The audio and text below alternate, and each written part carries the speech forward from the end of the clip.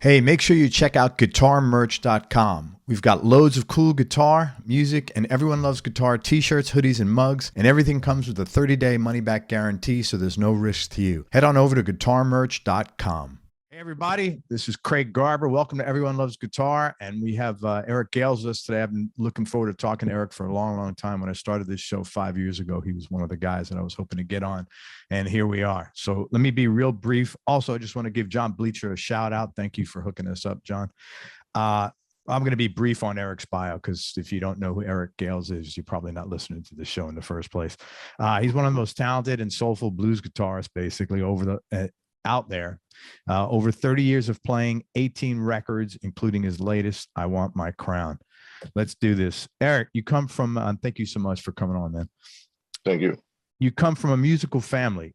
You started picking up the guitar at age 4, and then you played in bands with your older brothers. Were your parents musical as well?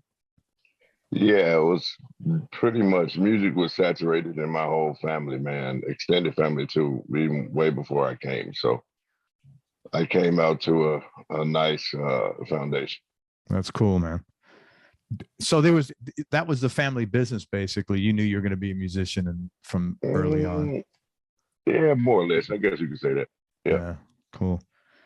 Okay, so you first get things moving early on. What are the biggest challenges? None really. I mean, as opposed, I mean, if you want to consider, I was in school still, this is after getting the record deal, I was still in school and in the marching band, and it was juggling a pretty hellacious schedule with that and touring on the weekends and being back in school, and but we made it work and managed to do a little bit of damage out there in the world, and that was, I would say, the challenge. But other than that, it wasn't no big challenge. So, like career-wise, things progressed very organically for you then. Yeah, they did up to a certain point. To a certain point when experimentation into some dark areas, took precedence with me, and it did that for about 30 years. Yeah. Are you cool to talk about this? And I have a few questions in a few minutes. Are you cool to talk about sobriety and stuff? Yeah, it's okay. Fine. Yeah, okay, cool. Okay. As far as music, were you always drawn to the blues from early on? I was drawn to everything, man. Everything, that is, I guess, particular genre that, hit more home with the introduction of who Eric Gales was in the beginning. But the whole time, even prior to the world finding out about me, there was a goodie bag full of all kinds of styles that, and still to the day that I'm very, very, very influenced by, that drive who I am as a player and as a person. So it's a lot in the trick bag. Right. If you listen to the lyrics in your songs, like throughout your whole career, there's always this tremendous sense, I get this anyway, and I hope I'm on point, of you wanting to make yourself and the world around you better and more optimistic. And so a lot of people play the blues, but when I listen to your music, you mentioned when you went to the dark side, you've really lived through a lot of blues in your life, and that comes through loud and clear in this sense of like trying to redeem, redemption. That's the feeling I get, is a big theme of yours, and making things better. Yeah, I mean, yeah, and more lack of a better way to put it, that could be an overall, projection about, my MO. Yeah, more or less, but then on the other side of that, for people that's just gonna be opening the Eric Gales book for the first time after Crown comes out, I guess I'm more excited for them, because then the research can go back 30 years, for them to know that I didn't just come out yesterday. I've been around for a while, which will then lead them into why have I not heard about this dude in 30 years? Provided if you're 30 years old or older, to even ask that question, then you're going to go into the research of what happened in this guy's life, and then you can find out. To me, what I feel like more of my purpose is everything that I've been through, and I was so blessed enough to come out the other side. And that to me is my purpose, even more than playing the guitar, is just showing people that I'm human. I've been through a lot of things. I almost died a few times. And man, I come back, and that is where the redemption part comes, that I think is going to be a welcomed conversation for anybody that may not have known who I was prior to now, or even known who I was, but didn't know that part. And it's not about redemption of the guitar playing or, me as an artist or anything like that. It's a redemption, in the aspect of this guy, really took the bull by the horns and rode it for a long time. Now he's taking the control back. And that's the redemption part. Right on, man. Well, I mean, like when I listen, and there's a lot of purity in that when you're trying to, I keep using the word redemption. It's probably not the right word, but when you're trying to clean house, man, for anybody, there's a lot of purity, because that's not easy shit to do for anybody. No, it really ain't, man. But just going forward in a progressive way that I'm doing is enough to validate the house being clean. You know what I mean? And it is that impression, even without me talking about it. You know what I mean? Or even pointing to the fact that this is, I'm here and I've been through such and such, this and this and that. I think through the joy and emotion and passion that I bring from playing live, and every time that I engage with some music, of any sort, I think that comes through, whether you know my story or not. You just feel like my wife, when she first met me, you just feel that this individual has been through some things in life, because he's playing with a drive and a passion that is, out of this world. You know what I mean?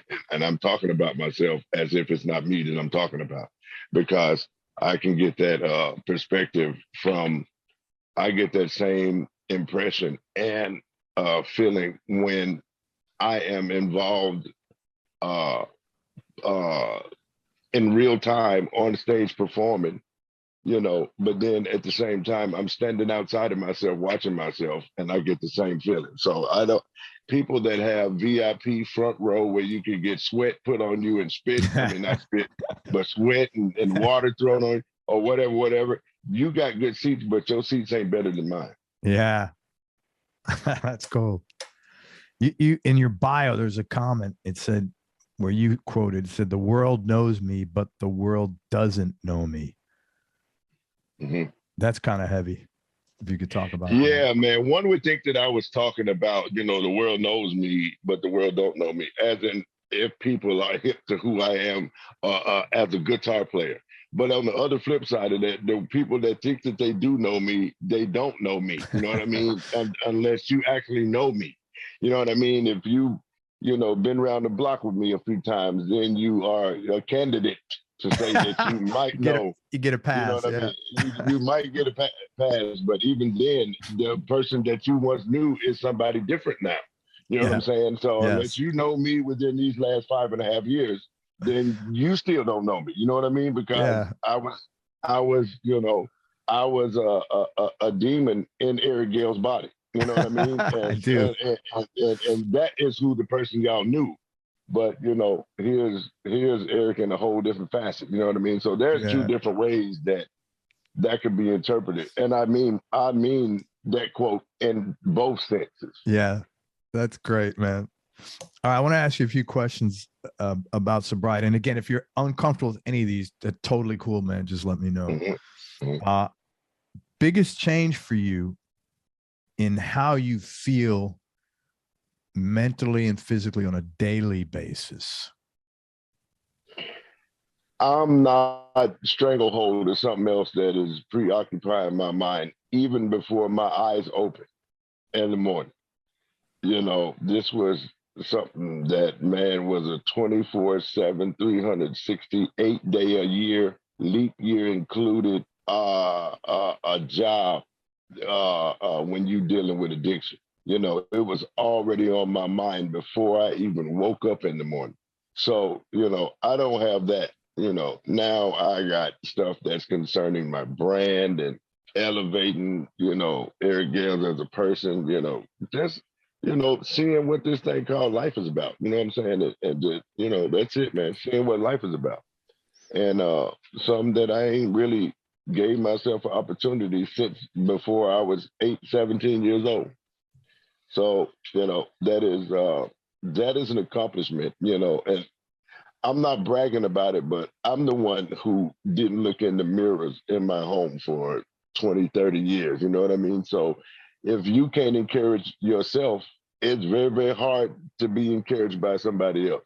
And if you're only relying on the encouragement from somebody else, that's still not good enough, because in the morning when you wake up and you go in there and brush your teeth, if you brush your teeth and wash your face and this and that, it's you are the one that's in there looking in the mirror at you. And so that you the first person that you, well, the big man upstairs or big woman upstairs, you the first person that have a conversation with anybody, you know, before the day's over, before the day even begins. Yeah. I just want to tell you, I have had a lot of experience with addiction in my family and friends. So I am so happy for you, man, because you sound like pretty present, and that's a gift. And I'm glad you're giving it to yourself, bro. Thank you, man. Appreciate it. You know, a lot of guys come on and they talk about one of the weirdest things for them was playing on stage sober. Mm-hmm. How was it like? They said it was, you know, they were freaking out like early on, like, holy shit, I'm not high. I mean, I kind of was too. Was I gonna reach the feeling that I thought was the best feeling in my life while I was out? And turned out that I was anticipating nothing. I was anticipating something that I had been avoiding myself completely out of, because the moment that I began to, you know, get the haze and fog to move, man, I ain't never experienced nothing like the raw stuff that happens while I'm not, you know, intoxicated or, you know, high or bent or whatever they call it. So I am, you know, man, you know, it's really, you know, option of, you know, where and which one is the most exhilarating, and it's the current state of mind now. Thank you. I appreciate you answering those, and I'm so happy for you, man. No problem, man. Eric, tell me the top 3 musical experiences you've had and what made them so memorable. Woodstock '94 with Carlos Santana. Yeah. Stevie Wonder coming to see me play in Chicago and setting in with me. And the third would be meeting Stevie Ray Vaughan when I was 15 years old. That'd be pretty cool. It's pretty cool. Yeah, man. Tell me 1 or 2 things you did that at the time were out of your comfort zone, but hindsight being 2020, they turned into big breakthroughs for you.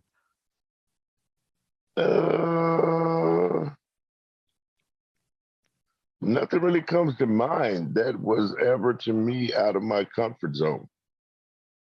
Really.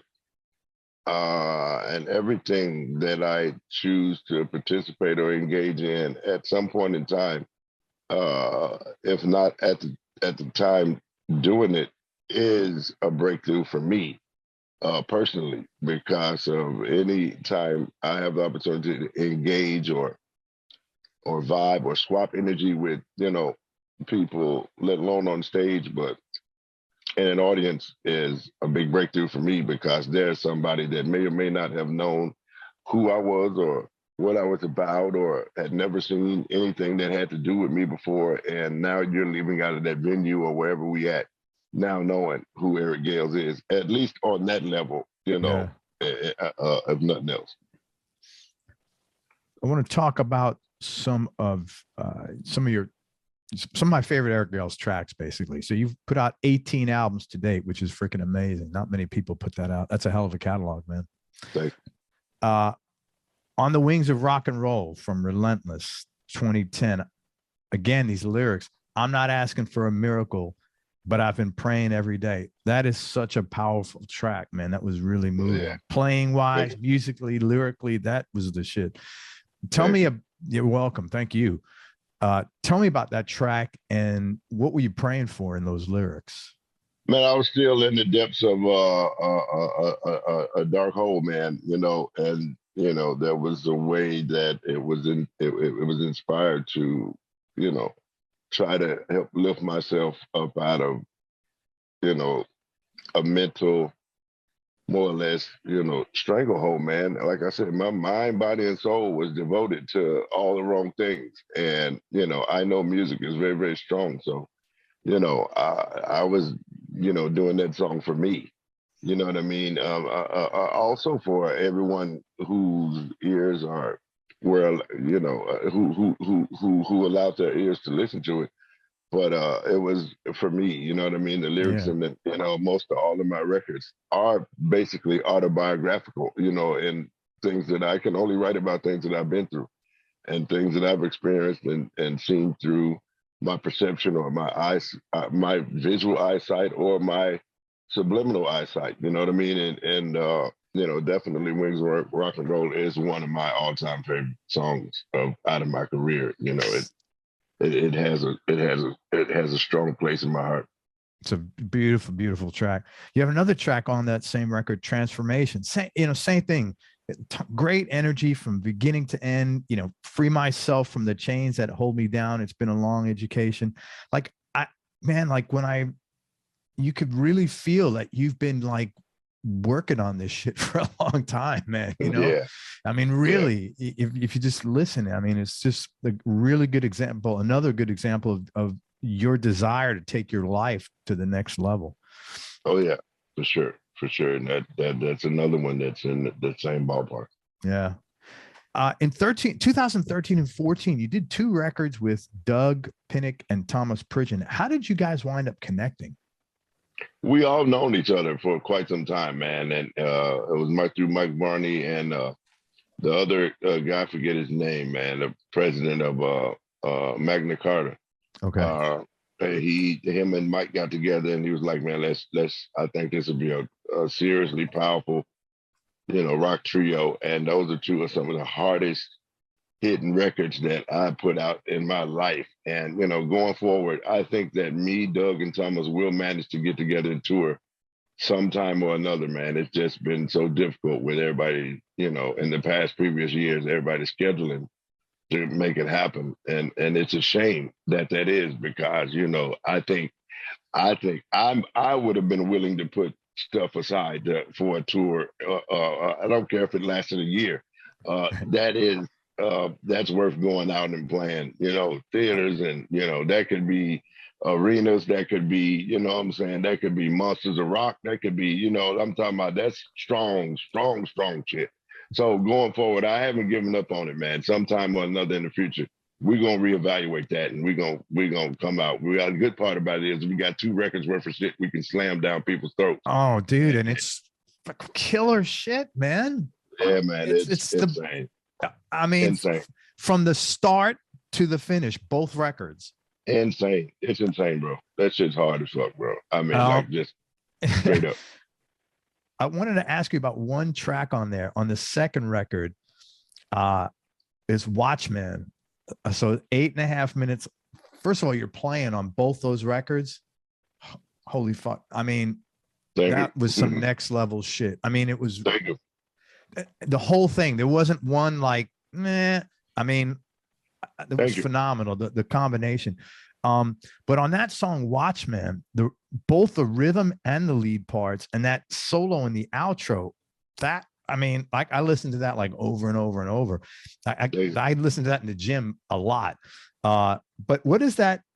A couple of questions. Kill the Watchman, take his time. What's that about, man? Man, this is a song that is almost 25 years old. I mean, we wrote this actually in the original Eric Gales band. Wow. And just now being surfaced, So, the writers that were involved was my brother and a guy named Paul Ebersole. I mean, it was some next level shit going on back then. You know what I mean? It was, it was kind of in the same sort of circumference as the story plot of Sign of the Storm. You know what I mean? It's kind of, that kind of that writing chat room was used very well and a lot back in them days. So it's basically, yeah, yeah. That's about the best I can, because it's so deep. It's very hard to explain. You know what I mean? And you just listen at it, and if you feel perplexed by it, then mission accomplished. It's amazing. And how did your guitar sounds like a sitar at one point? How did you do that? Oh, are you playing a sitar? Yeah. Holy shit, that was cool as hell, man. Yeah. Oh, that was awesome. I love that. The new record, Crown. I found her. I thought that was really cool. You got the acoustic guitar intro and then the accordion in the background. Not a common Eric Gales thing, man. It's like, oh, that's cool. But I love those lyrics. She said, I found her and she found me. I found half and the other half she gave me. I'm assuming that's about your wife. Uh-huh. Great track, man. Love those. Man, I got 29 years with my wife 2 days from now. So okay, there you go. I'm feeling you, man. You better do something special. Oh yeah. or you might not live to see 30.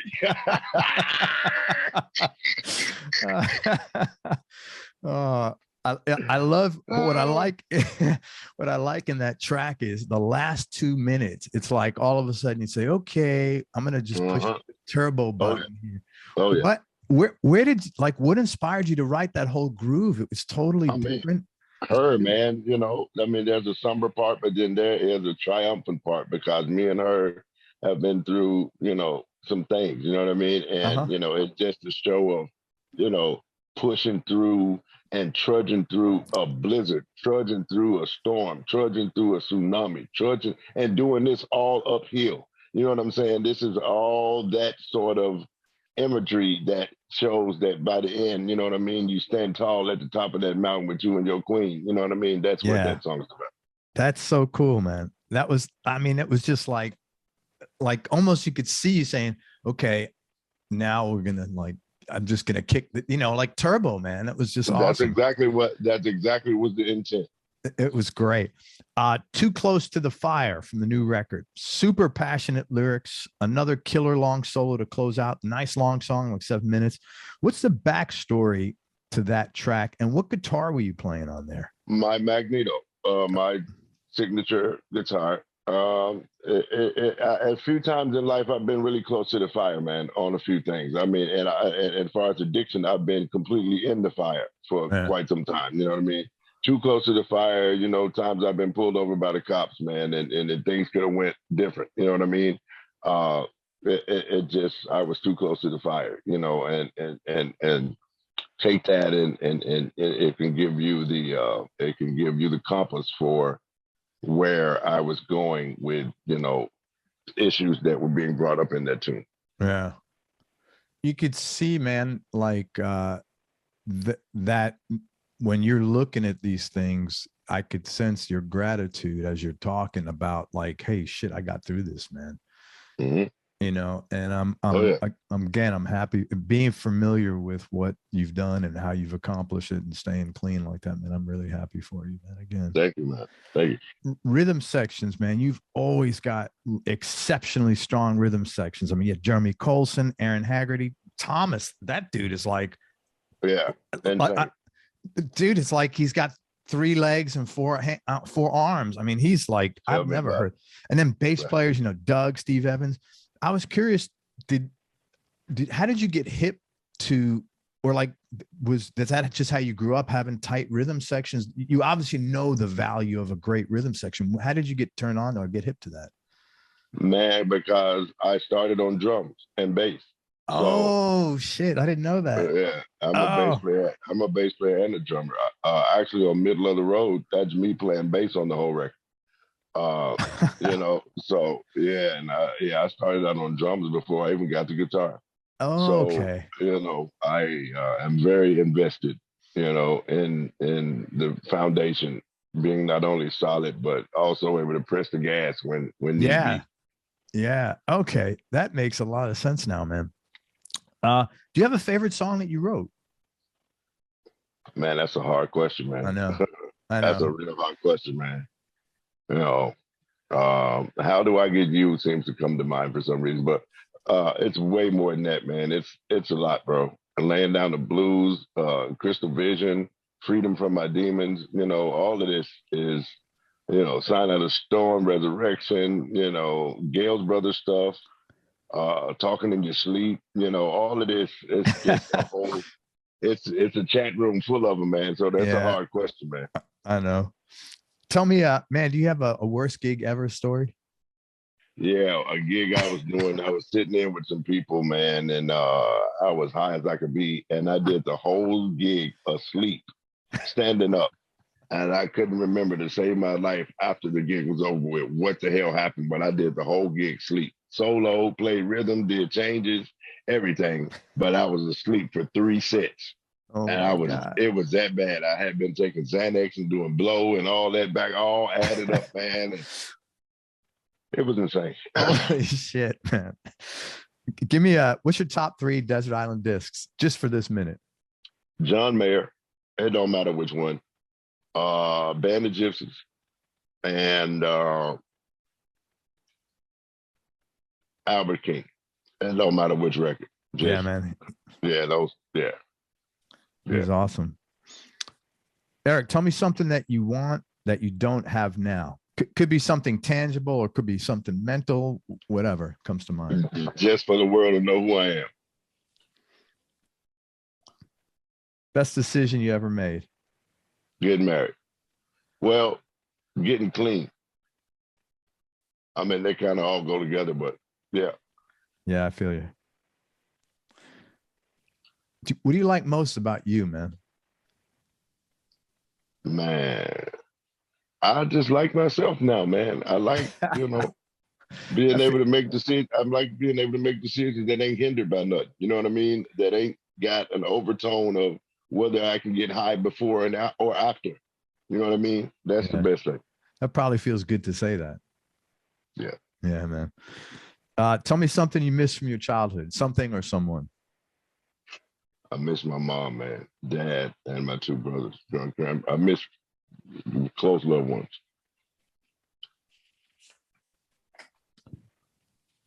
Most important thing your dad taught you? Man, just keep the eye on the prize, man. Keep the eye on the prize.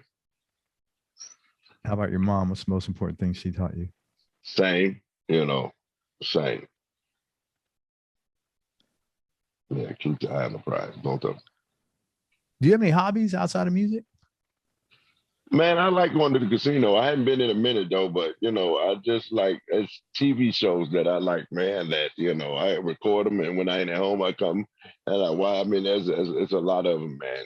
Chicago PD, Blacklist, Power Book, Blacklist. That's still on. That's still on. Yeah, man. Law and Order, the new. I mean, I'm up to date on the seasons and everything. The Oval, Sisters, Queens, Claw, all of this stuff that I have a full schedule week of what, then, Friday I watch my Dateline in 2020. And then so on Mondays I watch WWE, I watch 911, I watch The Good Doctor, everything. I got a real schedule, man, like a full tour schedule. The Secret Life of Eric Gales. That's it. That's it. Couple of questions left, man. Toughest decision you had to make or most difficult thing you had to do? To leave my hometown. I had to do it because I knew too many of the wrong people. Yeah, man. Change people, places, and things, right? Yeah. It ain't always the answer, but it definitely helps. Good for you, man. Most important lesson life has taught you, brother? Pick yourself up, man. It ain't over. It ain't over. Yeah. I love it. And last question, biggest change in your personality over the last 10 years, and how much of that change has been intentional and how much is just from aging? Man, a lot of people tell me I have a very vibrant personality about myself. And,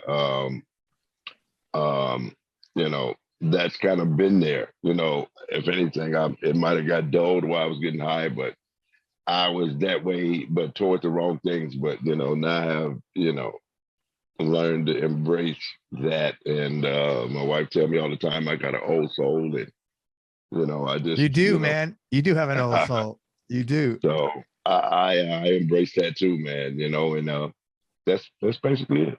Very cool. Hey, listen, let me just tell people where to find you, what you got going on. Tell me about the tour. When does the tour start?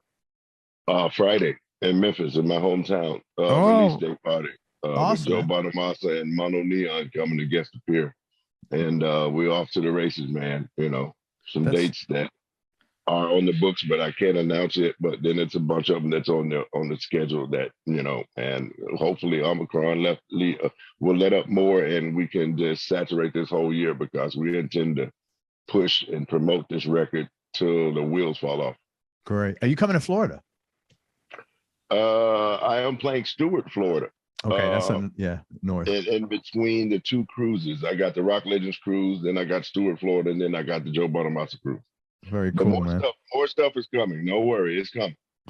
All righty. I would love everybody to check out the new. First off, if you haven't listened to Eric's catalog, just dig in, man. And I could just tell you right now, my personal favorites. The new album is phenomenal, but go check out the stuff with Doug Pinnick and Thomas.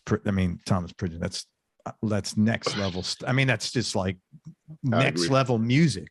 Forget about it's like, holy shit.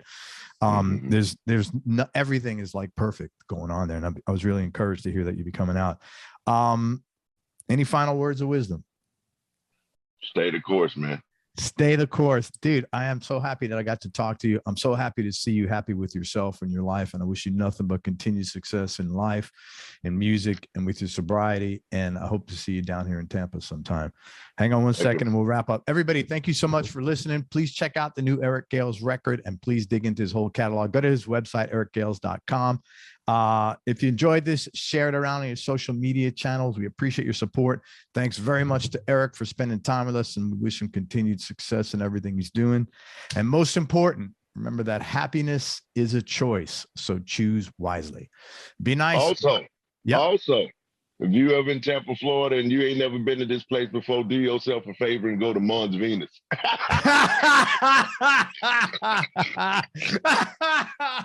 Final words of wisdom from Eric Gales.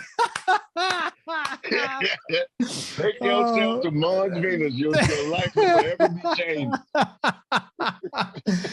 Be nice. Go play your guitar and have fun. Till next time, peace and love, everybody. I am out. Thank you so much for everything, brother. Oh, man.